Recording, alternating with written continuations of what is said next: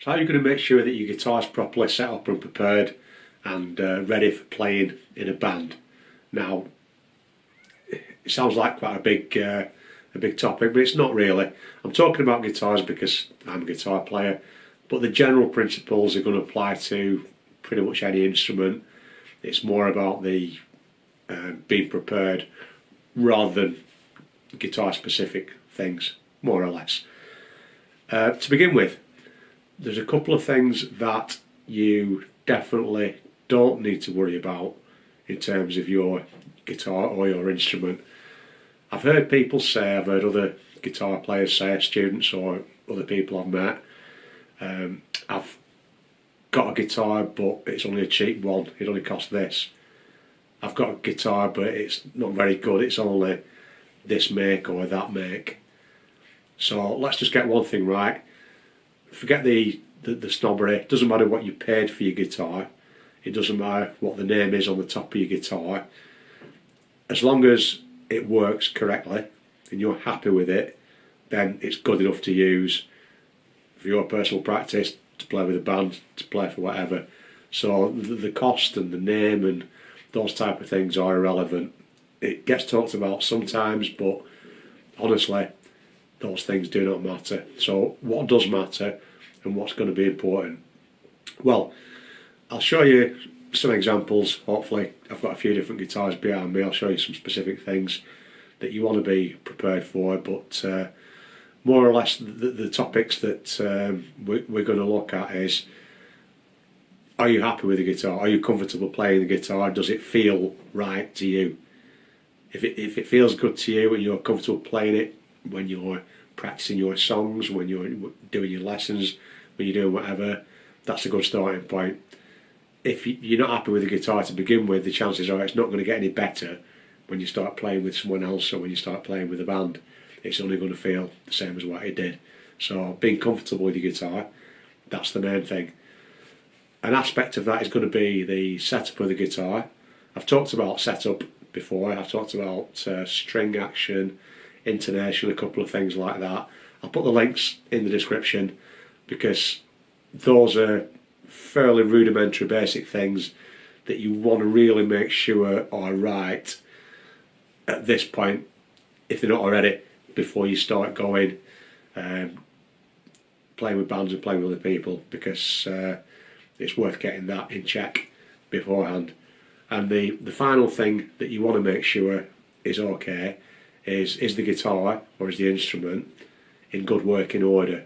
So is there any damage to it? Is there anything on it not working properly? Is there anything that's a bit iffy or dicky that's going to catch you out when you want to try and be playing it? Now, personally, me, I like to try and keep my instruments in tip-top condition so that there's nothing that's not quite working right. As soon as I see something that's a problem, I try and correct it or fix it, or if it's something that is beyond what I can fix or set up, I'll take it to the music shop and get it fixed.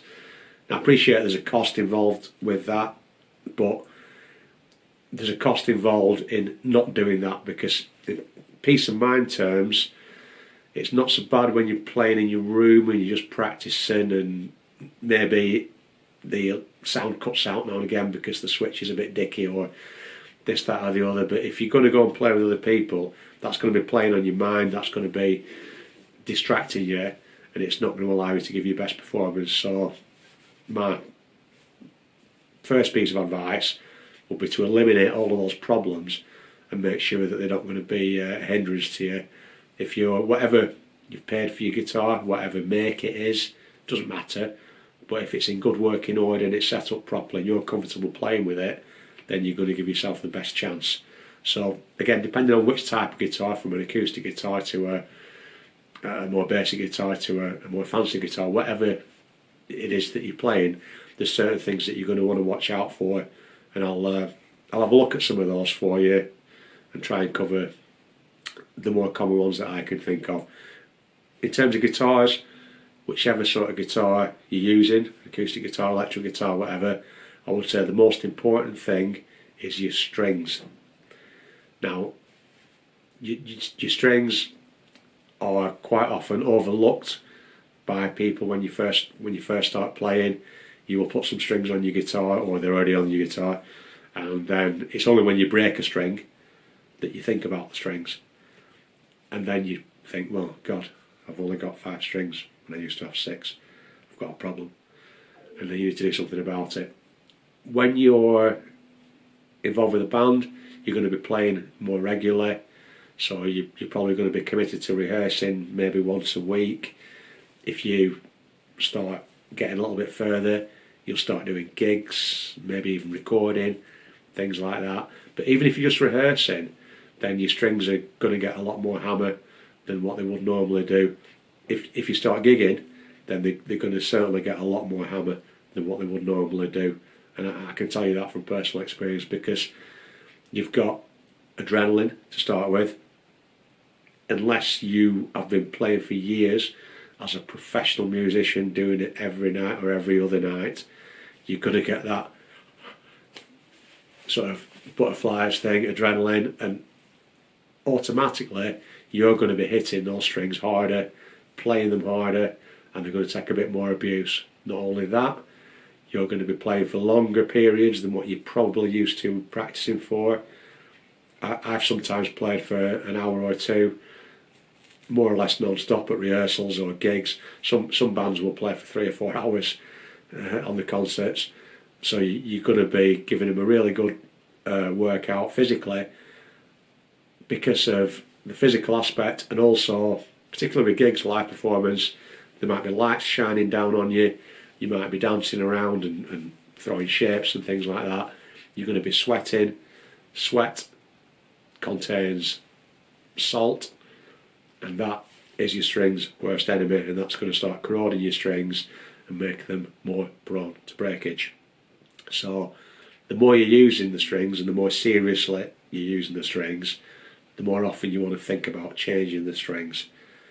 A professional guitar player in a commercial band will be probably playing brand new strings every night, because they'll have someone else changing the strings for them, breaking them in, wearing them in, paying for them, so they don't have to worry about that.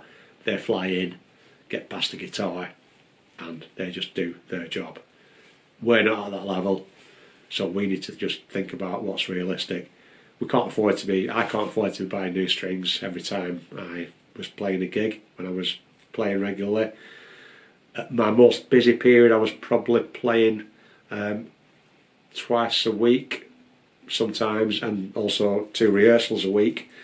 At that point, I'd be changing my strings probably every 2 weeks, which worked for me. I wasn't breaking strings, and the strings kept the tone, because over time you start losing your tone on the strings as well. So breaking a string in the middle of a concert is not a good thing that you want to be doing, and also be aware that the sound of the strings goes off over time. Now, that's just your strings. That applies to acoustic guitars or any kind of guitars. That's the same thing. Just have a quick look at a few specifics on some of the different guitars, starting from the most basic acoustic guitar that you might want to be aware of when you're playing. So the acoustic guitar, this is the most simple thing you've got. Now let's assume that we're not going to be amplified in any way. It's a tiny little gig, we're just playing in a cafe or the back room of a library or something, so we're just relying on the sound of a guitar with no other equipment. I've just talked about strings, so your strings are going to be in good check. I've talked about your setup, so your guitar plays nicely, you're comfortable. So I'm really looking at the physical condition of the guitar and what else might go wrong, or what do I need to make sure it's not going to go wrong before I start doing rehearsals, gigs. So a couple of examples that I could tell you about on an acoustic guitar, well, 3 actually, because I've seen them all with students who I'm definitely not going to name because I don't want to put them in that position, is because there's no electrics, we're just thinking about the physical parts of the guitar. One student brought a guitar, first time student, and the bridge on the guitar, if you remember, this part of the guitar was actually on their guitar. It was glued, same as it is on this one, to the body of the guitar. The glue had started coming away, and the bridge was lifting up away from the guitar, that way, so the strings were way up beyond where they want to be, and the thing was only just, I don't even know how it was stuck on by a wing and a press. Obviously my advice, I've not seen him again actually, he didn't come back. My advice was you need to get that sorted out. I didn't want to work on the guitar because I'm not brilliant on working on acoustic guitars as a luthier. It's more of a skill than I can do setup on guitars, but I didn't want to do that, so that needed sorting out before playing the guitar at all, in my opinion, and that's what I told him. So something like that is a no-no. Even for personal practice, you want to make sure you get something like that sorted out. Similar thing on the other end of the guitar. I had someone come in with the nut, the bit that guides the strings at this top end of the guitar and the headstock. That was loose. The actual tension from the strings was holding it down, so it wasn't in danger of falling off. But I noticed when I had a quick play, when I was playing a couple of root chords, when I put my fingers in certain places, that the nut was moving from side to side. So obviously when that moved, the string spacing relative to across the neck moved, and also I didn't measure it, but I imagine if I'd put a tuner on it, because the strings were being slightly stretched, the strings were being pushed out of tune by that happening. So again, that's something that wants sorting. In this instance, I actually sorted it. I was confident doing it because all it needed doing, obviously we need to restring it, take the strings off, and then re-glue this thing into position so it stuck. So we got that sorted out. Another one, the tuners on the guitar. An instance where, oops, these things, they go through the body of the guitar, and there's a little screw holding them in place. I don't know if you can see that clearly on the camera, but there was a guitar where that screw was missing, so it wasn't holding the tuner in place on the guitar. So when you went to tune the guitar, the actual full thing was turning round and the string wasn't getting any tighter, so it was impossible to tune the guitar and keep it in tune. So all those three examples just on this basic guitar, I would never ever consider even going to play with a band or doing a gig or something like that with those type of problems on the guitar. So it wants to be in good working order, full working order, without those type of issues before you start playing, because otherwise you're not going to be in tune. It might break in the middle of it, and all those little worries are going to stop you from being able to give your best performance. And that's just on a basic acoustic guitar without any other gubbins on it. So on electric guitar, we've got those same issues that we need to be aware of. We don't want the loose bits, the nut, the tuners, the bridge. We don't want those bits falling off. On top of that, the extra worry or concern that we might have with an electric guitar is the actual electronics of it. So those bits on the acoustic guitar are the same as they are on this, but we've also got the wiring and the pickups and the other things. Common problem on these guitars is the socket where we put the lead that connects us to our amplifier. Now that's something that we normally plug in or plug out every time we use the guitar, and sometimes it can become loose either with the screws or inside it there's a little piece of sort of bent metal normally that becomes sometimes unbent, and that's when you can get that sort of crackling or cutting out type thing when you're connected to the amplifier. So you don't want that happening, so you want to make sure that's also sorted out. With the electronics, again, you've got on this particular guitar, I've got a knob that controls the volume of the guitar. If you watch my other videos explaining it, there's normally a tone control on the guitar. I've actually removed it on this guitar for personal reasons, but that's the same principle as that.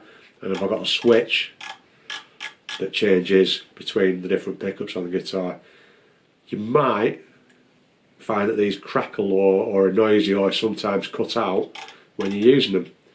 You want to make sure that that's not happening. So it might be a simple fix. You might just be able to spray a little bit of switch cleaner, a contact cleaner into them, and that'll sort it out. If not, then you might have more of an issue, a wiring problem. But if you've got any issues where on electric guitar where remove something, or you twiddle something, or when you're plugging in and the sound's cutting out, or it's crackling, not sounding right, make sure you get those issues sorted out before you start going to rehearsals or to band practice. Just one final thing in terms of, I mentioned your strings and making sure that your strings are in good health and not likely to break. On a guitar like this, with a fixed bridge, same as with my acoustic guitar, worst case scenario, I'm in the middle of a gig, I break a string, I need to replace that string. So on this guitar, it's quite a simple job, same as on the acoustic. It's probably 1 or 2 minutes of a job to replace a string. It'll need to wear a little bit, I'll need to keep an eye on the tuning for the rest of the gig to make sure it's okay, but that's not a big problem, I can overcome that. A bigger problem might be if I'm going to play on my floating bridge tremolo guitar, because the way that it works, it's going to take me a bit longer to replace the string. Just finally, as I mentioned, changing strings. If you watch my other videos on different types of guitars, which are on my channel, this has got a slightly different setup on the bridge. It's got a floating bridge on it, and that means that the process of changing strings is slightly more complicated. More complicated means more time consuming. So on this guitar, because I've got to basically modify the string slightly by cutting the ball off it, I've got to use a locking mechanism here and a locking mechanism up here in order to get the string set up correctly. Rather than the 1 or 2 minutes to change a string, I'm probably looking at more like 5 or 10 minutes to change a string on a guitar like this with the floating bridge tremolo on it, which is a price to pay for having that feature on the guitar. Not only that, if I break a string in the middle of a song on this guitar, there's a good chance that it's going to go completely out of tune, because the tension of the strings balances against some springs on the back of the guitar, as I explained in the video about these type of guitars. So my way around that when I was playing gigs with bands using these guitars was to have a spare guitar ready that I could just pick up and swap guitars. That might not be an option for all of you, but just be aware of that if you do use a guitar like this, that breaking a string is more of a problem than it is on a fixed bridge guitar. Hopefully all of those little things that may go wrong don't scare you, because the best way to prevent them going wrong is to be on top of it and be aware of the issues in the first place. And if you've got your instrument properly set up, if you've made sure that there's no damage on it, or there's nothing that you're aware of, then you're confident and comfortable going into it, then that's going to be the best chance that you've got to be able to enjoy the performance.